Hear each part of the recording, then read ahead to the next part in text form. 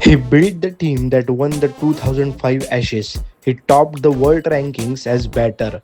From calm captain to cricket's loudest modern voice, this man has mastered two eras, the dressing room and the digital war room. Today on Silly Point, we sit down with the man who architected England's revival and now inspects every crack in modern cricket, Michael Vaughan. So let's play. So, Michael, this is like a cricket match. So, first we will do a warm up.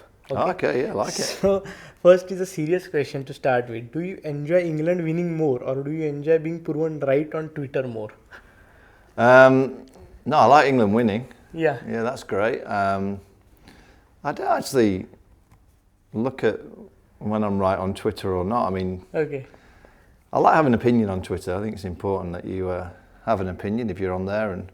And every now and again, I'll try and kind of poke the supporters over here in India just to try and see a reaction. But no, I just try and give an honest opinion of what I think is going to happen. So, you enjoy that kind of thing? Yeah, I mean, the problem in India is that your supporters are so dedicated and so, dare I say it, they're a little bit one-eyed. They just look at the Indian side and think that everything's great. A few like the truth. Yeah. And I think I try and give a little bit of the truth. Okay, so when you tweet during an India-England series, do you know that the chaos is going to come? Yeah, yeah, I know. Yeah, but that's great. Most of it's great, fun and light-hearted. Yeah. I like to see good cricket. Yeah. You know, I like to see good games of cricket that are played in the right way, and I think both England and India have got some fantastic players to watch. Yeah. And generally, when England play India, it's always a close-ish game. It's always a well talked about game, and in recent times there's been some fantastic contests. Yeah. So who replies faster, Wasim Jafar or Indian fans? Well, Wasim is interesting. I got him out.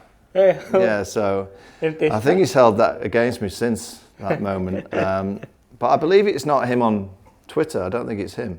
Okay. I think he has a team. It's like your team here. You've got so many people. I think Wasim's got a similar team running his digital content. So I'd love to. Look, I've invited him on shows, and shame he can't be here today. But I like Wasim Jaffer. He was my first Test wicket. Okay. So has Wasim Jaffer ever genuinely surprised you with his comeback? Wasim, yeah. I mean, I think his team are in New Zealand. His digital team. Okay. So you are giving headlines after headlines. It's not even him. So he can't even tweet. Yeah, I guarantee that everything on my Twitter is me. It's not a team like you have here. It's like me. I'm a one-person operation. Has there ever been a tweet that you typed and deleted? Yeah, lots. Okay. Yeah, lots. I think Twitter is. Unfortunately, I feel like it's X now, isn't it? I feel it's become a cesspit of nonsense. Yeah. It used to be great fun. You used to be able to have a bit of a crack, but I try and see it for what it is these days. But with what's going on around the world, I find it's not a great place, and I do have concerns for young people that's all they've been brought up on. Social media and interaction through your phone or your tablet.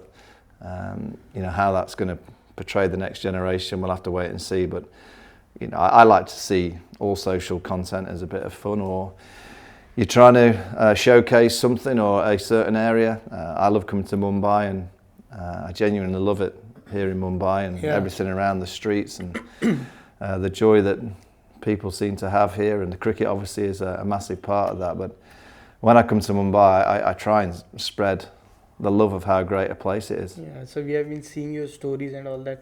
You love going to Maidans and playing some cricket. I had a net this morning, I batted. Okay. Yeah, I was watching some young kids in the nets, and the coach said, "Why don't you get your pads on?" So I said, "All right, I'll have a net. Okay, Try and hit a few balls." I think we have warmed up quite well, so we'll move on to the next segment.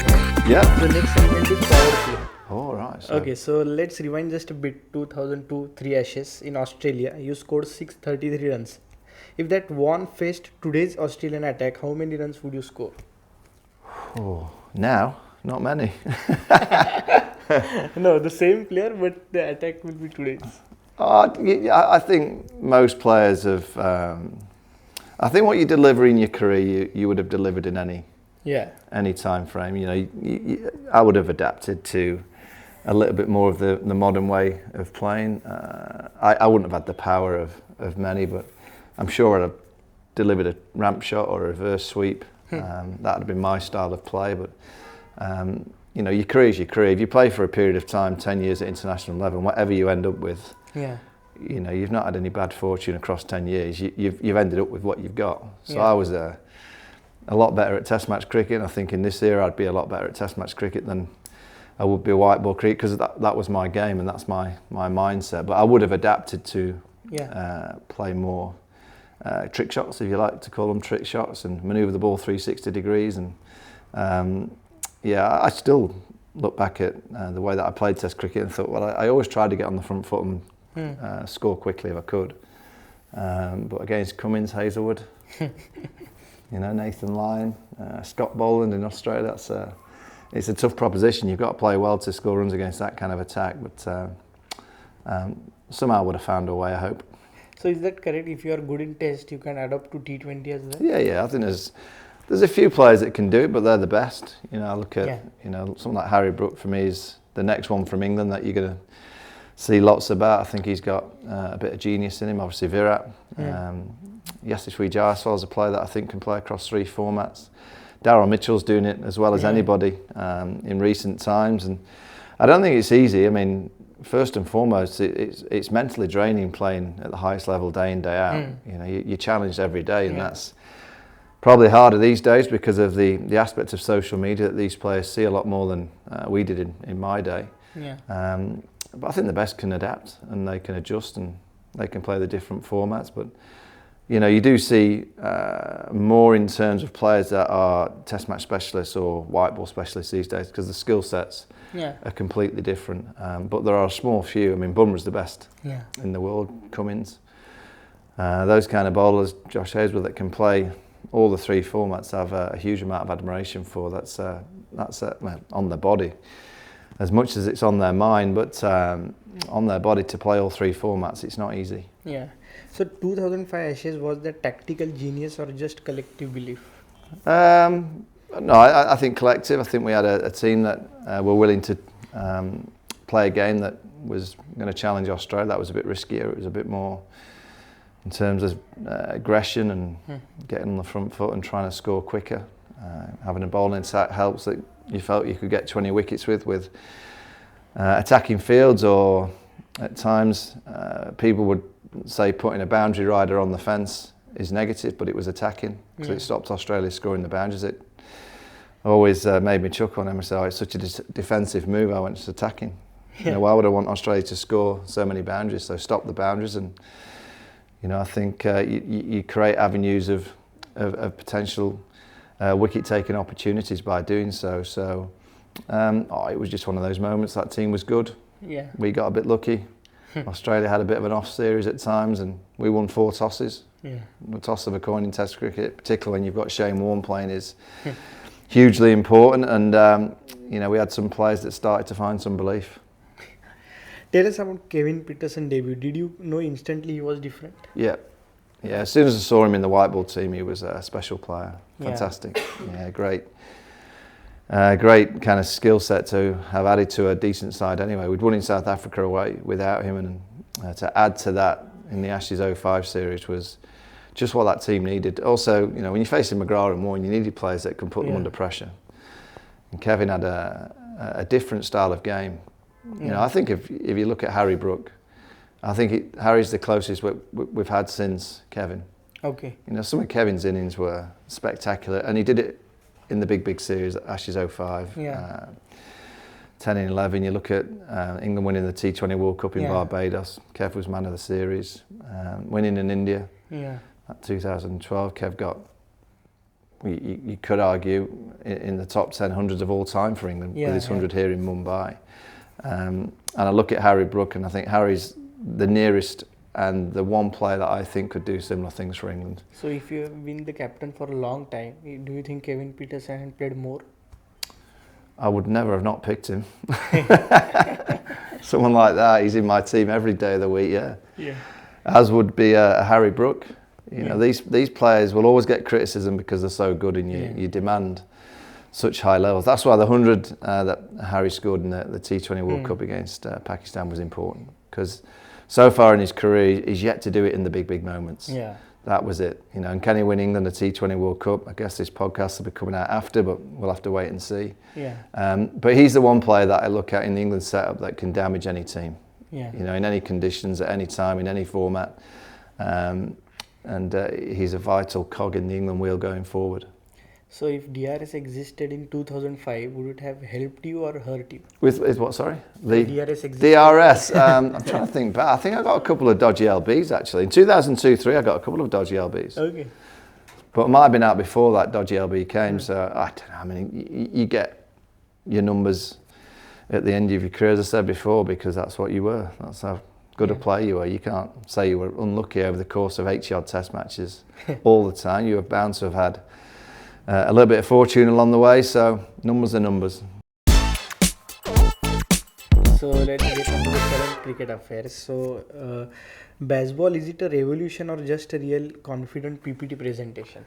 I think it was a release of stressful kind of pressure that the England side had been under through COVID, and then the way that they played as the test team, not won for a period of time. So Baz McCullum came in and freed up all the players. A lot of senior players around at the time as well that probably had been around for a while and been stuck in hotels playing COVID cricket for a while, and they needed freeing up. So it worked perfectly to start with. Johnny Bairstow played a big part in that. He got 600s in the first year. Yeah. You know, Johnny's no longer around the England setup. So the England team and management actually should thank Johnny Bairstow for a lot of what he did at the start of this Bazball era. But over time, you've got to evolve and you've got to change. You've got to realise that the opposition know what you're going to do. And this test team of England's has got as much talent that I've seen for a long period of time without the rewards. They'll say they've got rewards because they won in Pakistan, or they won away from home in Pakistan, they won away in New Zealand. Came back from 2-0 in Ashes to draw 2-2. Could have won if it not rained in Manchester, but could have, would have, should have. Should have beaten India at home, but didn't. India won that last test at the Oval on that last morning, which was spectacular for them. But you know, the Bazball method and this ultra aggressive method has not brought them any major trophies. And I think it's evolving and accepting that you can't just play one way. If you play one way, the opposition will find you out. And I think over the course of the last 16 months, I think they've been found out by the better teams, and for them to move forward and be more consistent and win 5-match series. We haven't won a 5-match series since 2017. It's a long time. To get to that, you've got to be willing to accept that you've made a few mistakes. Done some good stuff as well. There's been some really positive things that have been brought through the Bazball method, but fundamentally cricket's about winning and winning the big moments, and so far it hasn't produced that. So can England win the World Test Championship with this one tempo? No, and they won't get to the final next year. So Australia versus South Africa or New Zealand will probably be the final. No, they won't win it playing that way. So is Ben Stokes tactically underrated or emotionally over-invested? What do you think? No, I think he's excellent, and I think he's been great for the Test team. I get a sense with Ben that he understands that the team probably has to play a little bit differently now, and it's not taken away. I mean, I think when you criticise an England side and say, oh, you know, you can't play that way, you won't win trophies. Actually, you can play that way at certain times in a Test match. But you can't play that way all the time. And it might be that you play that way one week. You know, but the week after might be a different pitch, it might be different conditions, the opposition are doing something different. So you can't play that way, so you have to adapt. And that's been the frustration, that they've been quite stubborn and not been willing to accept that you just need to change slightly. But I'm a big believer, if you can get on the front foot in Test cricket and dominate and be aggressive, go for it. But you've got to earn the right to get to that. You don't start off going, oh, we're just going to play that way and go through the whole game or the whole series playing that one method. Test cricket is the hardest format because it'll find you out if you think that you can just do it easily. Cricket's hard. You know, and hard is like realising that you can't just play the flamboyant game every hour of every Test match. If you do, I think the best teams will find you out, and I think that's what's happened. So is this the T20 effect? Well, I think T20 has an effect because the modern player clearly wants to play T20 cricket because of the rewards, understandably, and that's bound to come into Test match cricket, which again is great. I think the last 4 or 5 years of Test cricket has been the best that I've seen. Yeah. It's brought great drama, great moments, great victories, dramatic losses. You don't get many draws these days in Test match cricket, so I think the supporter likes that. I think they like seeing that kind of game. The dramatic draw on day 5 is still a great spectacle, but you very rarely get to day 5. It's a 4-day product now, and these players are playing a game that's slightly, even though the over rate's slower than it's ever been, we're probably getting more in terms of kind of rewards for our book, if you like, than we have done before. So I'm a big fan of the modern Test match way. Okay, so you once said Kohli averaging 33 in England isn't massively missed. Do you think aura matters more than averages in modern cricket? Yeah, I mean Virat's, I have Virat up there as the greatest, with Sachin, with Brian Lara, Viv Richards. I think Steve Smith's in that category, Joe Root. They're all in an incredible category of just knowing when and how, and they have a great mindset and mentality to deliver when it matters. Batting in England's not easy. Particularly in recent times, probably the last 2 or 3 years, the Bazball way, it's been a little bit easy because the ball's not done as much. But from around 215 to 222, the ball was doing all sorts. And Virat played a lot of innings around that time, and playing Anderson and Broad in the UK with the Duke. That's not easy, but Virat's he's a legend of the game, which he will always be talked about for what he's brought to world cricket, not just Indian cricket. So is Gill the future of Indian Test batting? I love Shubham Gill, I think he's a wonderful captain. I do. I think he's got a great manner. I thought the way that he led the team in India, in England, was very cool and calm. Batted great. He's right up there with the best to watch these days. He's a wonderful batter. So I think India. I actually look at India's Test team, and they're massively underperforming. For the talent that they have and the skills that they have, and the bowling attack that they now have in terms of the pace, they shouldn't lose many series. And to lose here in their own backyard to New Zealand was... Last year South Africa as well. South Africa, New Zealand, obviously not winning in England. They could have won in England, they should have won at Lords. That could have been the series if they'd have done that, only chasing 190. I didn't get over the line, but I think Shubham's got to be given the role for a period of time, and I think if he can gel that team like Virat did for a period, like Saurav did back in the day, he should be able to get India in terms of Test cricket back on the winning trail. Okay, so which is most important India's player in Test ball right now, Test cricket? Bumrah. Okay. Bumrah, best bowler in the world. Need 20 wickets. He's always going to need help, but he's got help from the likes of Siraj. There's some good bowlers that India have. They have an attack that should, in all conditions, be able to get 20 wickets, and it's just down to the batting. Can the batting show up? And there's so much talent in terms of batting that India have that I said they're going to lose games, but they shouldn't lose series. Okay, so among the batters, who fascinates you more? Gill, Jaiswal, Pant? I love them all. I love Yashasvi at the top. I think he's a real natural ball striker, naturally aggressive without having to try. Shubman's probably got the best technique in the world, and Rishabh, I would say, is the best person to watch in the world with the way that he plays. I just smile when Rishabh goes out to bat. You're never quite sure what he's going to do, but I think there's a little bit more thought to the way that he bats. I think there's a lot of science that goes into when he dances down, when he plays that ramp shot, the kind of roly-poly ramp. He's a wonderful player. It's just a shame, and the kind of mentality to come back from his injuries, and he's not just had one; he's had a couple. He's got a great mentality, and he continues to smile. I like players that play the game like they're enjoying it. Joe Root, he smiles on the cricket field. It's a great message to send to the young generation that are coming through. But Rishabh Pant, he's right up there with who I enjoy watching play the game as much as I do anybody else that plays cricket, because he plays in a fashion that gets you excited. So do you think India is more mentally tougher than England away from home right now? They're kind of similar. I think look, England winning in India is looking a long way off. India winning in England is looking a lot closer. And I guess for England to come and win in India, they're going to have to find 2 or 3 spinners. and that's going to be the challenge. They won that Test match a year and a bit ago when Tom Hartley got 7 wickets and Ollie Pope produced one of the great innings. Yeah. Remarkable Test, but they lost that series 4-1. To win here, you need world-class spinners and batters that can bat a long period of time. And England at the minute are a long way off that, particularly in the spin department. Okay, so great. So let's move on to the next segment. Right, cool. So let's talk about modern cricket structure. So is franchise cricket slowly becoming more powerful than international cricket?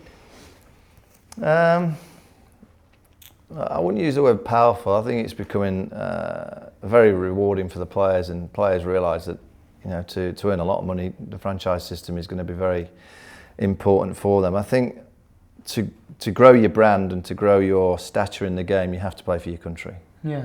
And I still think playing for your country in Test match cricket is still the pinnacle to get your brand high, and for you to have all these commercial opportunities. You might get opportunities playing in franchise leagues in the country that you're playing in, but commercially in the country that you live and play for, I think to get that commercial value, you have to represent your country. So that's still very prominent. And also the players, you still feel want to put their national badges on. You know, I hope that carries on for a long period of time, but clearly cricket has evolved so much in the last 20 years. Yeah. Probably in the last 5 years it's gone even further with more leagues around. America have now got a league. Obviously Dubai's league's big. South Africa have just created a new T20 league which is flying. You've got the Big Bash in Australia, you've got obviously the IPL here, Pakistan Super League, there's leagues in Sri Lanka, Bangladesh, Afghanistan, you know, there's a European T20 league which starts this year, there's the 100 in the UK, so there's never been a better time to be a cricketer, because again, I'll go back to my time in the 90s when I started. The only way that you could make a crust was by playing for the national team. There was your counties, but then your national team, that was it.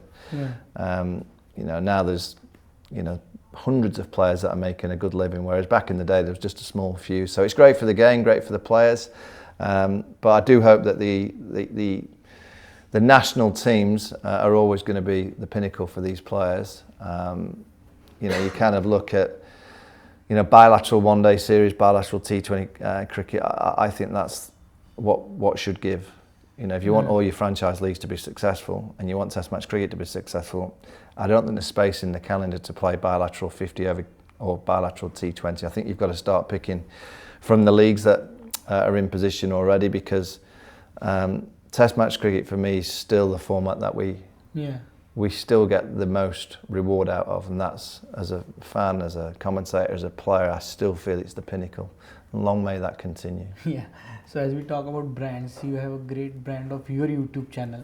So how did you build that brand? Well, we created, we got asked to do a show last year, which is Stick to Cricket on YouTube podcast back in the UK. There's a Stick to Football, which is very, very popular in the UK. Gary Neville, Roy Keane, Jamie Carragher, Jill Scott, Ian Wright, Wayne Rooney's on that show, Paul Scholes.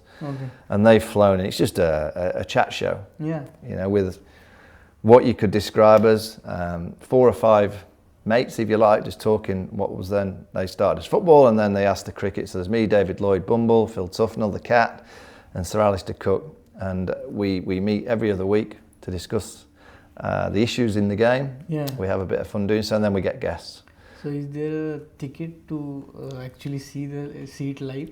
Not if you come to the UK, you can come and watch. Yeah, we haven't taken it on tour yet, but we're more than happy for people to come and watch it live. Yeah. Yeah, there's a little stand that you can sit in, but it's usually on a Tuesday, every other Tuesday in Manchester. So you might get a bit cold, but it's a good show. It's good fun, and we've really enjoyed doing it. Great.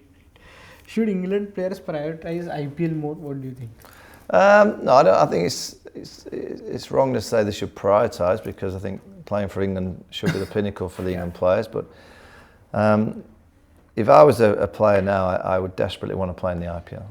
You know, I think there's a lot that it brings. Clearly, you get well rewarded financially, but I think for your brand to really grow as a player, and you know, being in the dressing room with all these different stars from around the world with the different coaches, playing on the wickets here in India, I see that you can only improve your game Yeah. So I'd want to be here playing the pressure, the crowds.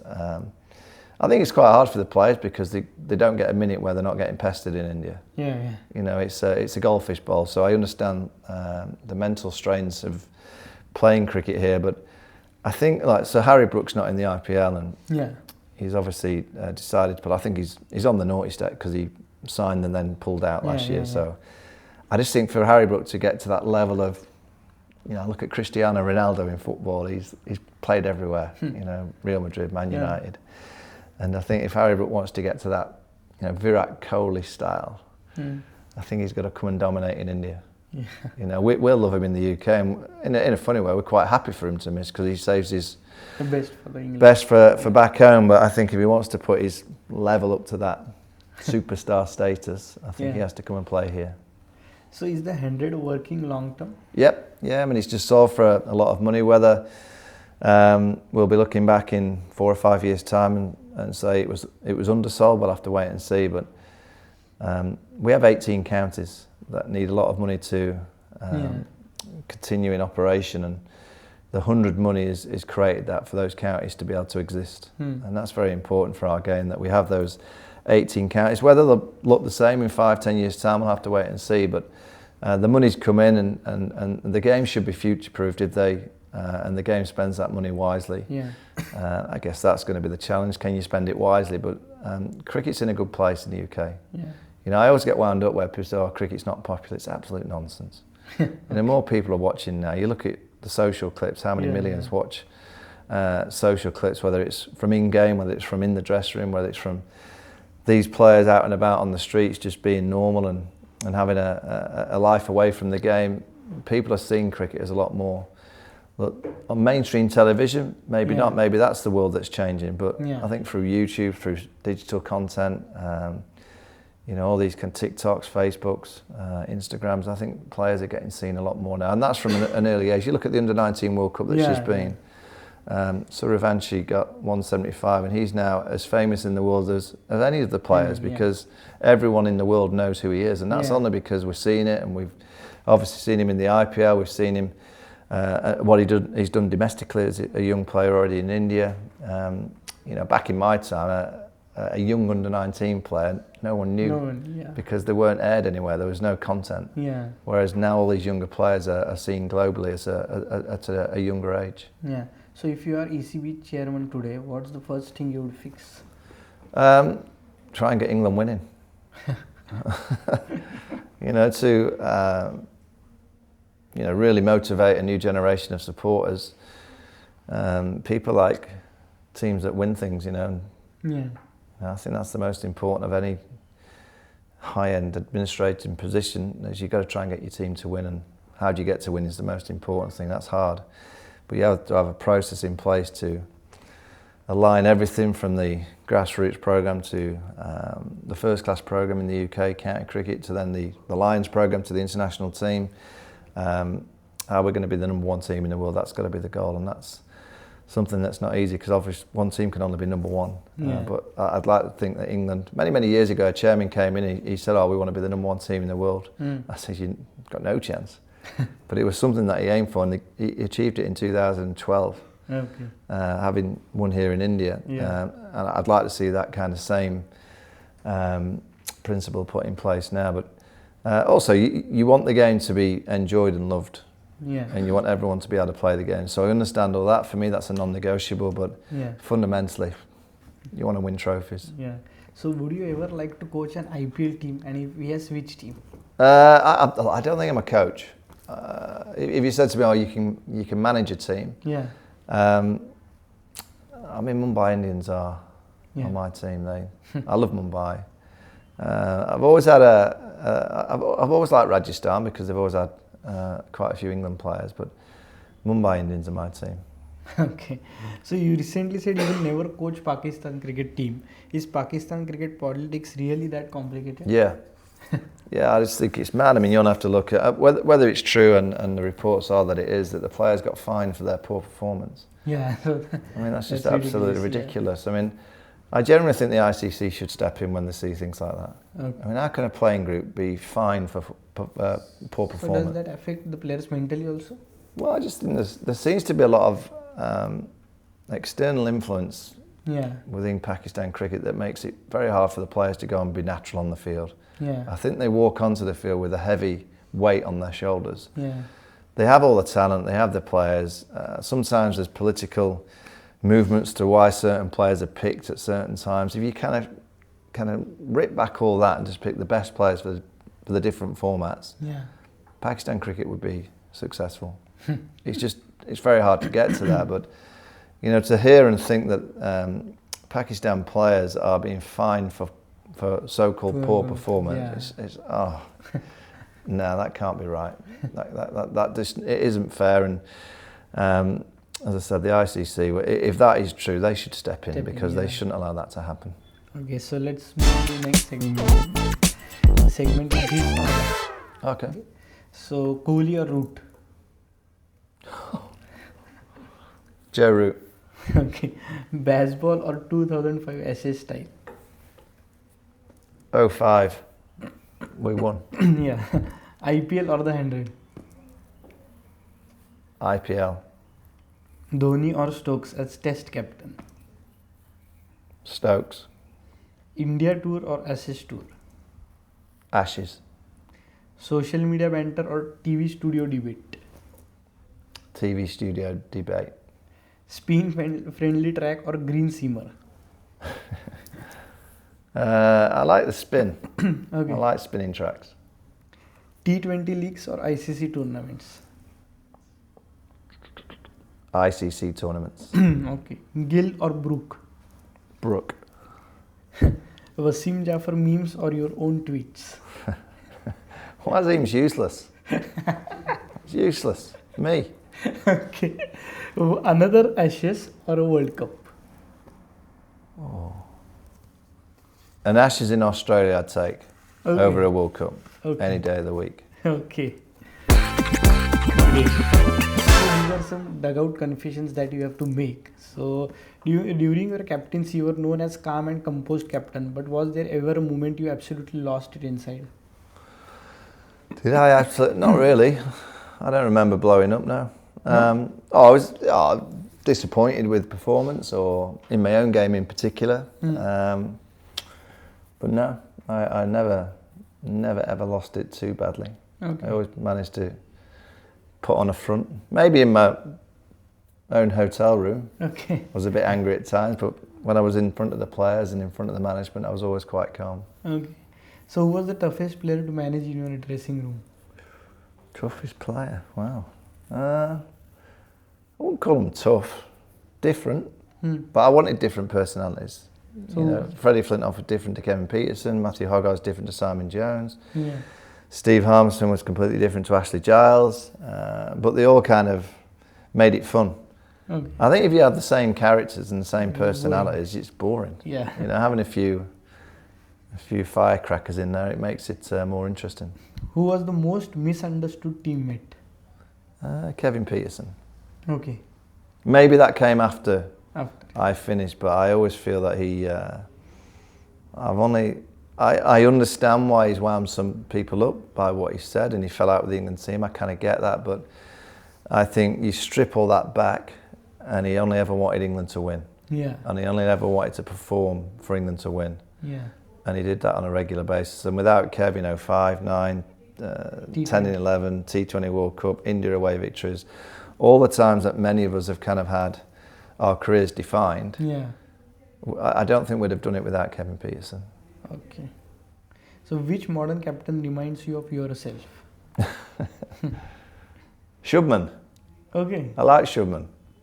I like Harry Brook as captaincy. He seems to have, he had a blip in the winter. He was on the naughty step, did something that he shouldn't have done, but I like the way that he's dealt with it. I like the way that he treats his players. He's protected them.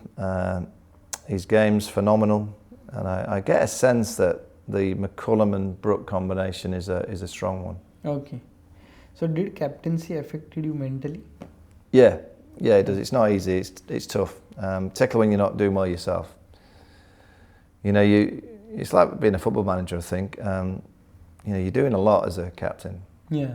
Whether it's still the same, I'm not sure. I think there's more help behind the scenes these days. But I got decent amount of help. But I think you obviously you feel the elation of success and victory more, but also you feel the hurt and the trauma of a defeat a lot more. Yeah. You know, it's not easy, particularly losses. It's hard to deal with, but I still love captaincy. It's the one part of my career that I look back on. I thought, yeah, I actually really enjoyed like tactically manoeuvring the field, and the team was always kind of picked in a way itself. Yeah. There's one or two kind of moments that you change things, but I did like the tactical side. I really enjoyed it. Which contemporary captain at your time you liked the most? I thought Steve Fleming was excellent. Okay. Yeah, I thought he was typical of New Zealand. They always maximise what they've got. I think they're the best cricket team in the world. Okay. For what they achieve, for what they have. Yeah. You know, you look at their finances, you look at how many players they've got to choose from, you look at their structure, and they always outpunch. Okay. You know, I hate to point the finger at India. You look at what India have got here now: finances, structure, pathway. Yeah. Look at the teams that you've got. Look at the players you've got. There's no way in a million years. If you look at the last 10 years, India have done. I know, you know, you look at New Zealand won the World Test Championship final at Southampton. India have won an ICC trophy. They've won a T20 World Cup. Yeah. Got to number one in the world. But you're talking of trophies. Yeah. New Zealand aren't far off Yeah. India, and that is remarkable with the talent and the infrastructure now that you have here in India. I've said it for many. I think India should dominate everything. Okay. With the players that you have over here and the players that you have to choose from, and the talent that India have, India should dominate. So the next round is hot take round. I say topic, give me a headline. Okay, baseball in 2026. It will only come out every now and again. It's baseball, take two. Okay. I think we've seen the I don't want to. It's not death, but I think baseball was found out in 2025.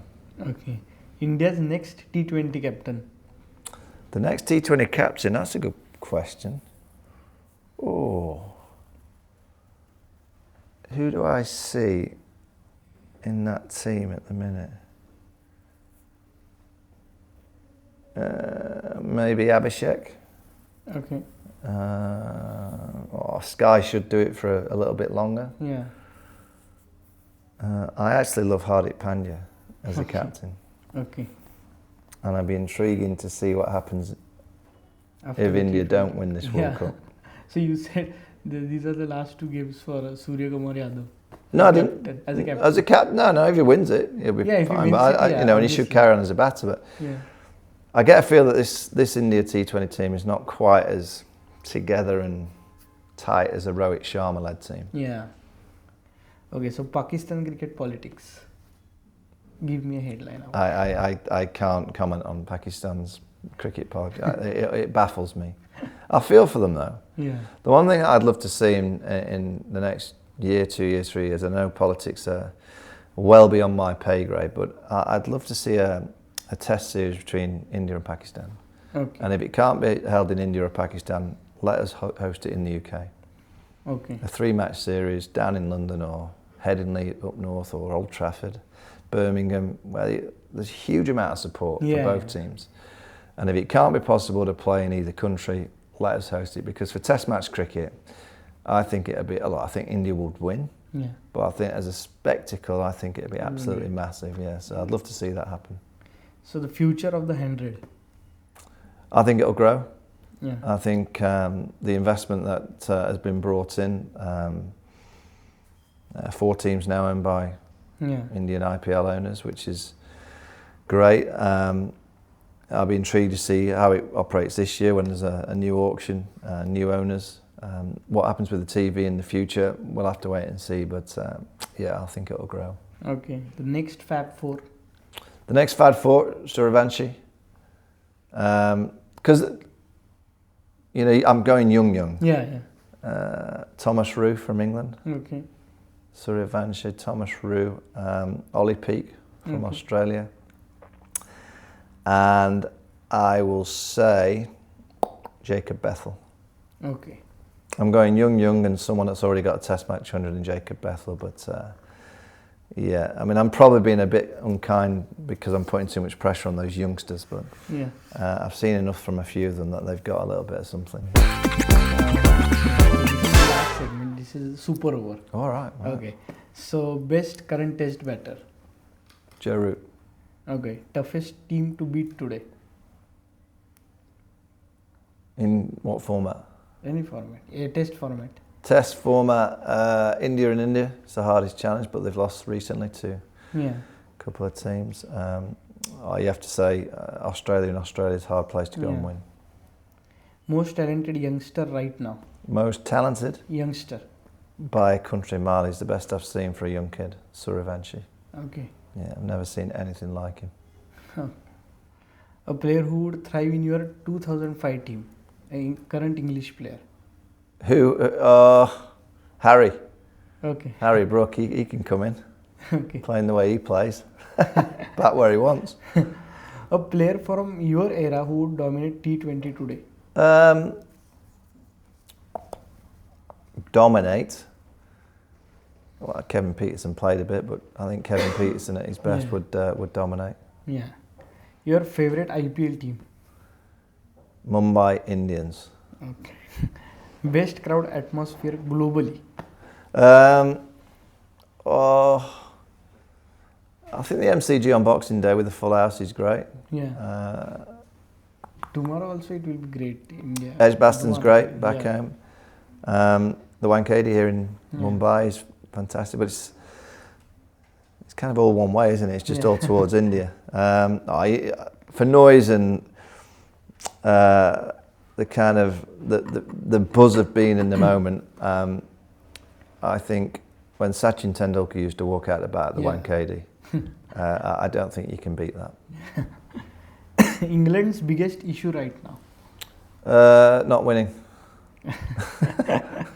They haven't won for a while. Yeah.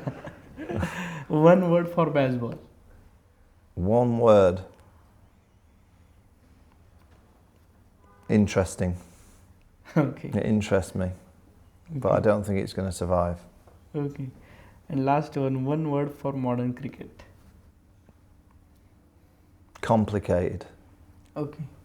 You find it complicated. I do, yeah, because there's just too many formats. Yeah. There's too many leagues. We're never quite sure when Test cricket's played. We're never quite sure when 50-over cricket's played. We're never quite sure when it's T20 time. I think they've got to all get together and realise that in January there could be 4 franchise leagues going on at once, which is fine. Yeah. Dubai, South Africa, Australia, maybe Bangladesh. Yeah. And then we should play Test cricket.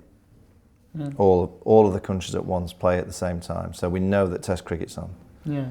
So we know the narrative around that time is Test cricket. And then you come to the IPL. IPL, Pakistan Super League at the same time. So there's 2 more leagues that are out of the way. Yeah. And then I think the 100 and the Caribbean Premier League should play at the same time. Okay. And then around that, we know that Test cricket can be played. And then I think the narrative for the supporter, for the player, would be a lot better. I think it'd be an easier sport to kind of follow. I think it's quite a hard sport to follow. It's like, and then the rankings are all complicated, and you know, we're never quite sure that why did they win there and get a few points, and someone win there they didn't get as many. It's like too complicated. I'd make it very simple. I'd have a league. I'd have promotion relegation in Test cricket. Yeah. I think you'd find that a lot of teams won't like that because they won't want to be in the second division. But I think Test cricket needs that narrative, other than just a World Test Championship final every 2 years. But is it the World Test Championship? Is it adding something to Test? I think it does. It adds something. Yeah, I think you can see that every game matters. But I just think the most important thing, and look, promotion relegation probably won't happen because no one will vote for it. Yeah. That's what I'd do if you give me a blank canvas. Would I get it passed through? Probably not, but that I'm allowed to say that. I just think the narrative of the game needs to be better. Okay. You know, and if we can have these windows where certain things are played the same format, but that means you've got to get rid of bilateral series. I just think bilateral one-day and T20 series are gone now. Whatever the World Cup you're leading into, T20 or 50 overs, that month before, you should play that format against other teams to get ready for that World Cup. Yeah, okay. That's the way that I'd go about it. Okay, so I think we have had a great match, and you are the man of the match for it. Oh, man of the match! Yeah. I've won one of those for a while. We'll presenting your bat, and you will have All right, to is sign this? it. All right, great, thank you.